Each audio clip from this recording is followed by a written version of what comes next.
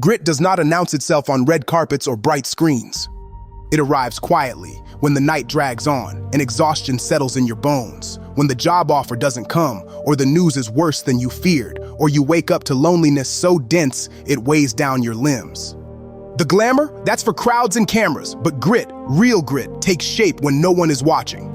Difficulties are things that show a person what they are. So when a difficulty falls upon you, remember that God, like a wrestling trainer, has matched you with a rough young man. For what purpose? So that you may become an Olympic conqueror, but it is not accomplished without sweat. Discourses 1:24-1. Epictetus, the old philosopher who once wore the chains of slavery, doesn't sugarcoat suffering. His life wasn't silver spoons or easy victories. He tells us, life will throw you into the ring, sometimes against opponents that seem bigger and meaner than you're ready for. But that is not punishment, it is training.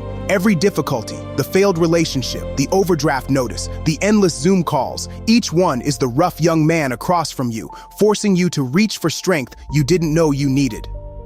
There is no Olympic conqueror who got there rested and untouched. There is only the one willing to sweat. In the middle of hardship, it rarely feels heroic. If the wrestling match was easy, why would you bother to train?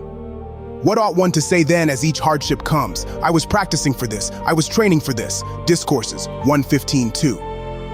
You wake up and the world feels heavier than yesterday. The inbox is overflowing. Social feeds are a highlight reel of everyone else's perfect wins. You compare, you ache, you falter. But Epictetus gives a phrase, simple, tough, almost defiant. I was practicing for this. It snaps you back into your body. It turns the pain into purpose. Every setback is another rep, another push-up, another lap. It reframes the grind. Your struggles stop being evidence that you're failing and become proof that you showed up for the fight. Next time you feel like you're drowning, repeat it. Say it out loud if you must. I was training for this. Fire tests gold. Suffering tests brave men. Look at how high virtue must climb. You will understand that it is not to travel by a safe path. On Providence 2:4, Seneca, writing from the edge of exile, knew what it was to be tested. He watched friends die under the thumb of emperors. He wrote letters that might be the last ones anyone ever read. When he says, fire tests gold, he's telling you that discomfort is not your enemy. It's the refining process.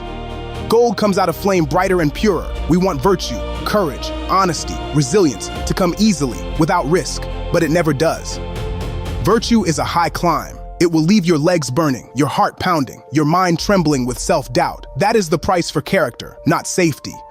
It is difficulties that reveal what men are. Therefore, when a difficulty befalls you, remember that God, like a wrestling master, has matched you with a rough young man. Discourses 2:16-11.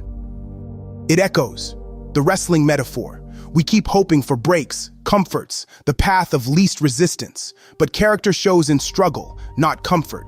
When you're matched against something truly tough, the kind of adversary that makes you question everything about yourself, that's when you start to see what you're made of.